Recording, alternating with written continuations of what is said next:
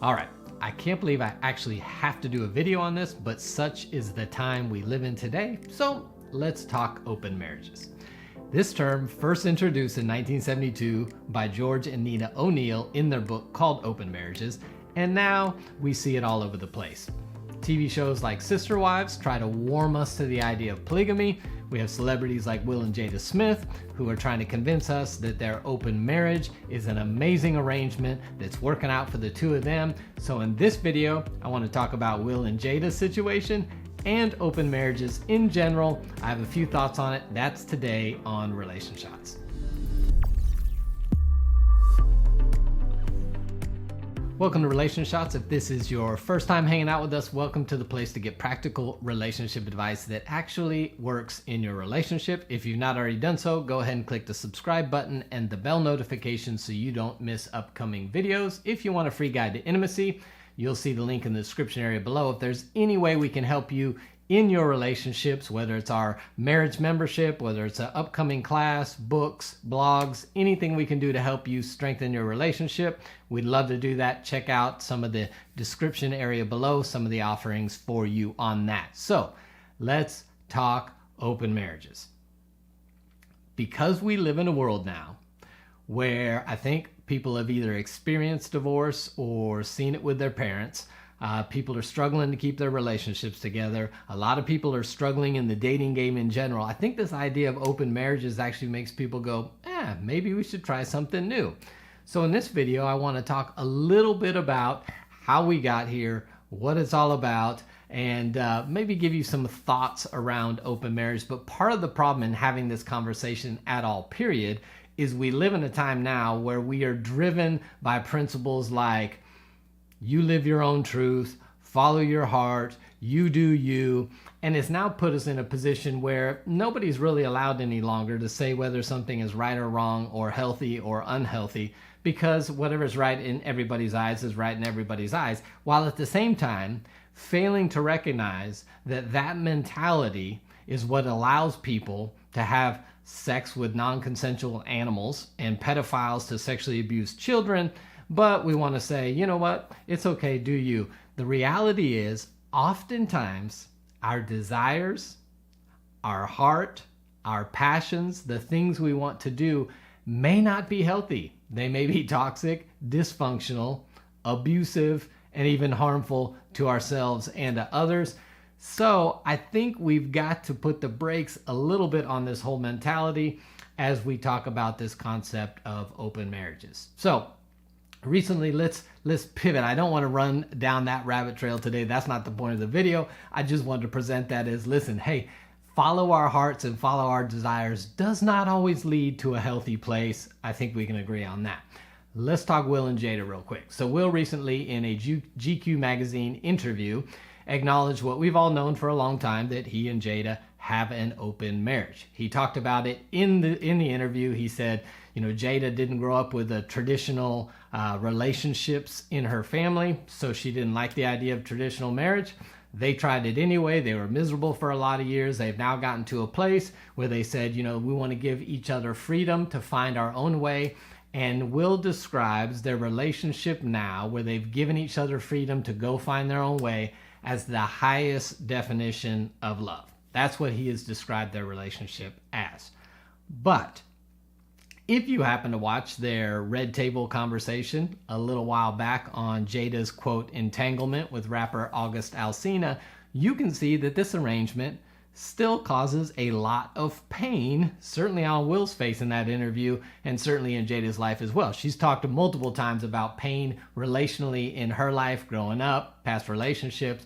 So what I would present to you is that their phenomenal arrangement, the highest definition of love, is not an escape from pain, but clearly is the cause of a lot of pain in their relationship. So maybe it's not the best approach for anybody, let alone from them. But enough about Will and Jada. Let's just talk open marriage, period.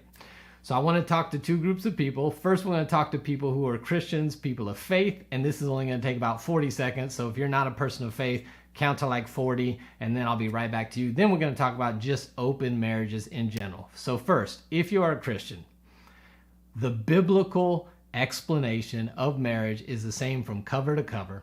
It's one man with one woman, monogamous together. The Bible's clear that the marriage bed should not be defiled. The Bible is clear that anything outside of sex and marriage, fornication, adultery, incest, are sin. And the Bible is clear that this thing called love is always other-focused, never self-focused or self-seeking. That's the message of the Bible. You can check all the references that I just listed before and look those up on your own time. So pause it, write those down if you need to. Now let's talk open marriage generally. If you're not a person of faith, is it okay? If it works for you, is it cool? If it doesn't work, is it not cool? I want to give you some things to think about when it comes to this concept of open marriage. I got 3 things for you. Foundation. I want to talk about the foundation. I want to talk about the function of it. And I want to talk about the future of those relationships. Foundation, function, future. Let's start with foundation. Here's the reality.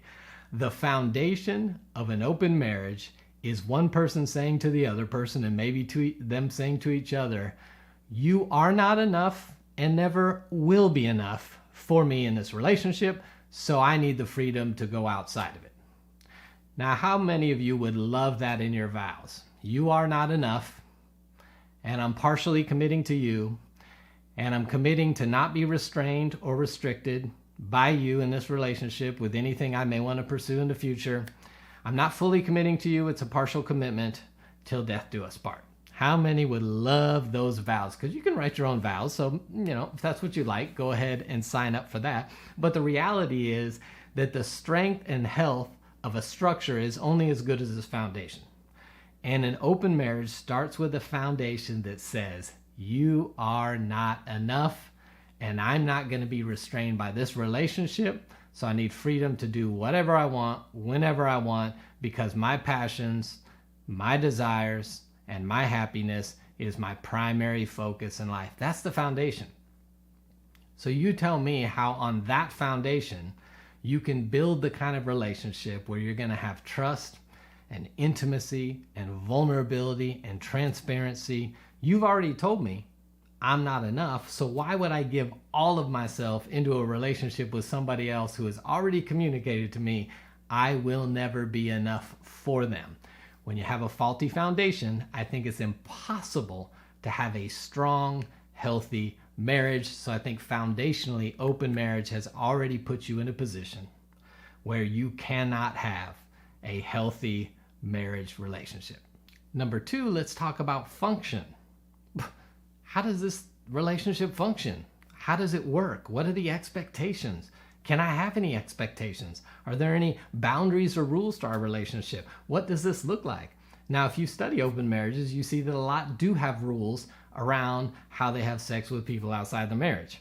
So oftentimes the rule is you need consent from your partner, and they need to be okay with the person, not somebody they can't stand or don't like or don't trust. So that may be one of the rules. Another rule, a lot of them set up, is you can't have sex with a certain person more than X amount of times, like 3 to 4 times. And obviously the hope behind this is, well, if we limit the number of times we have sex with a person, then maybe we can minimize or eliminate the possibility that they may get emotionally attached to this person and not want to be in a relationship. And so you're setting up rules to kind of protect the other thing. But while you may agree to the rules intellectually, who says that you're actually in control of when the heart or emotions begin to get attached to the other person? Because if you've been in any relationship, you know that our emotions often get in the way of relationship, period, and cause us to do and say and act in ways that may not line up with what we say we believe about the person or our relationship.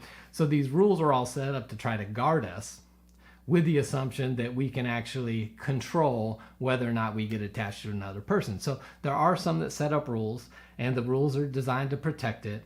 But I'm questioning whether that functioning is actually going to keep them where they think they need to be. And then the other thing is, functionally, you bring comparison into your marriage. When you start having relationships, sexually or otherwise, with somebody outside the marriage, comparison is inevitable. And comparison is a marriage killer.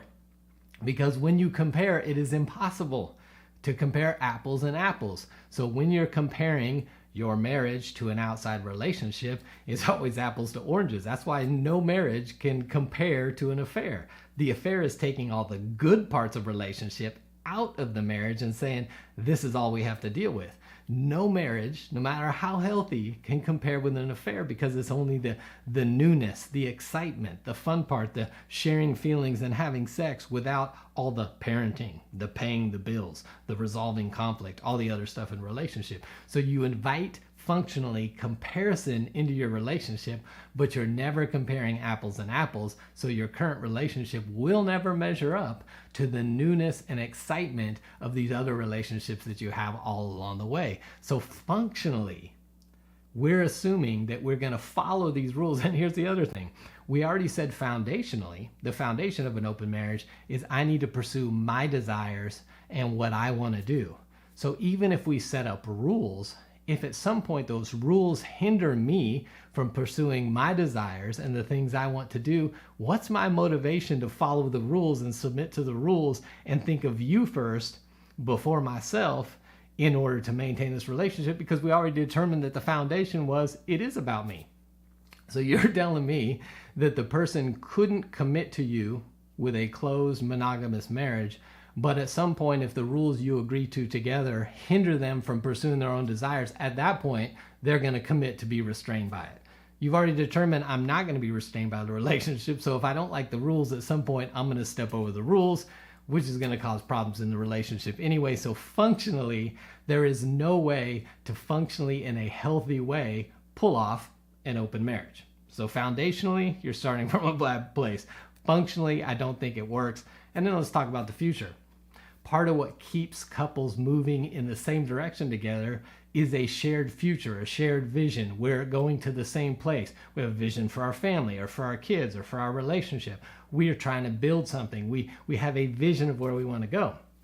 The problem with an open marriage is we're all driven by our personal desires. And so at any point, if my personal desires don't fit up with your preferred future, we're not going in the same direction.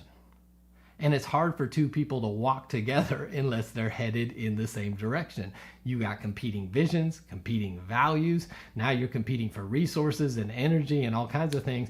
And we can't move towards a preferred future if our motivation first is self and second is the other person or relationship. So the future of an arranged marriage, or an open marriage, is simply not going to work. They're going in different directions, and the pursuit is self. So foundationally, open marriages are starting on a shaky place, which makes it impossible to build a healthy relationship. Functionally, they're just not going to work. You're inviting comparison in. You're trying to play by rules that ultimately, if you don't like, because the foundation is self, you're going to break those rules. And then future, there is no future, because we are not moving in the same direction. So my vision of the future may end up different than your vision of the future, and we're not going to end up going to the same place. Those are just a few thoughts. We could probably do an hour-long video on this, but I want to keep it short, so let me close with this. An open marriage, functionally and foundationally, is built on self-focused selfishness. Let me pursue my own desires. That cannot and will not produce an environment where anybody feels completely secure, completely cared for, is willing to be vulnerable, transparent, and risk themselves in a relationship. So every open marriage will have some level of walls and guarding of self, because the focus is self. I don't know how you can turn that into a healthy relationship, and I don't know why you'd want to sign up for that. If you really focus on self, and if that's your desire, do not get married and just be single by yourself. So those are my thoughts on open marriage today. Again, we could talk about this forever. I'd love to hear your thoughts. Drop a comment in the comment section below. Let's talk about this a little bit. I'd love to hear your experiences around this, your thoughts around this. If there's anything we can do to help you in your relationship, check out all the resources in the description area below. And until next time, I'll see you right back here on Relation Shots.